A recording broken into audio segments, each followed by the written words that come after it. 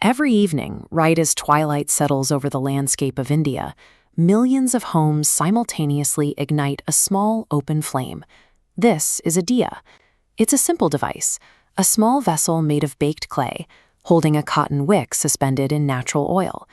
In a modern apartment wired with high-speed internet and automated LED arrays, striking a match to light a low-efficiency fire inside the home seems like a step backward.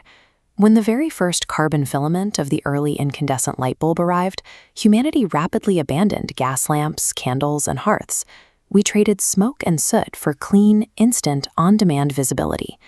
So why did this specific ancient clay lamp survive the global adoption of electricity? If the diya outlasted the light bulb, its persistence suggests a role that extends beyond simple visibility. Before modern electrical grids mapped the globe, the diya was a practical necessity. It was simply how you navigated your house after sunset. Today, our living spaces are filled with harsh, high-lux artificial lighting. Overhead fixtures flood our retinas with intense, high-frequency wavelengths designed to mimic midday sunlight. This side-by-side data visualization maps the exact difference in output. On the left, we see the sharp, jagged spikes of standard blue light-emitting LEDs. On the right, we map the properties of a traditional natural oil flame, a smooth, low-lux, continuous wave of warm spectrum light. These distinct physical properties trigger different biological reactions.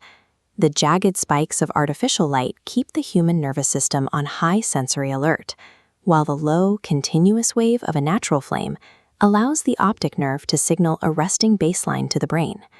When you spend your entire day saturated in screen glare and fluorescent hum, introducing a soft, flickering fire into the room creates an immediate shift in your sensory environment.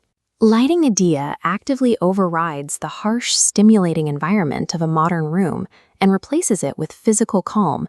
That shift in the physical environment directly influences the internal psychological state of a person coming off a 10-hour workday.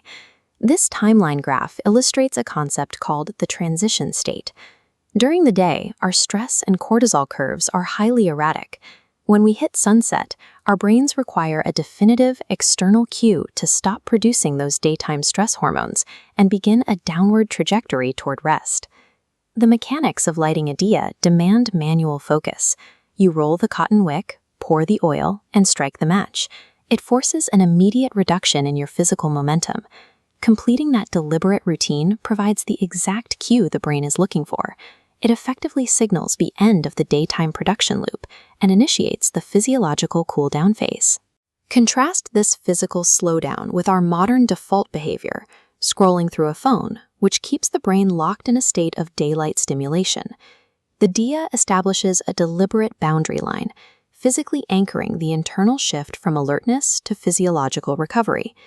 Ancient Indian culture recognized this calming biological and environmental effect long before modern neurology could measure it, and they translated the practice into a shared belief system. The flame was assigned a clear cultural meaning. It represented light conquering darkness and knowledge defeating ignorance. This concept was magnified into collective public ceremonies that reinforced those values across the population. This creates an efficient feedback loop.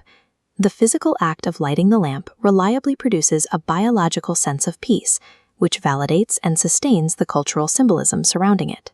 The diya functions at the intersection of atmospheric science and behavioral psychology. This ancient practice addresses a struggle shared by millions today, the inability to switch off a brain still racing with the day's demands. The tradition survived because it serves a completely different master than the light bulb. Electricity can illuminate a room, but a ritual illuminates a transition. Centuries ago, people engineered analog tools to protect human mental peace, solving the problem of hyperstimulation long before the digital age made it critical. Now, look at your own daily routine. What specific physical mechanism do you use to draw the line between your workday and your evening rest?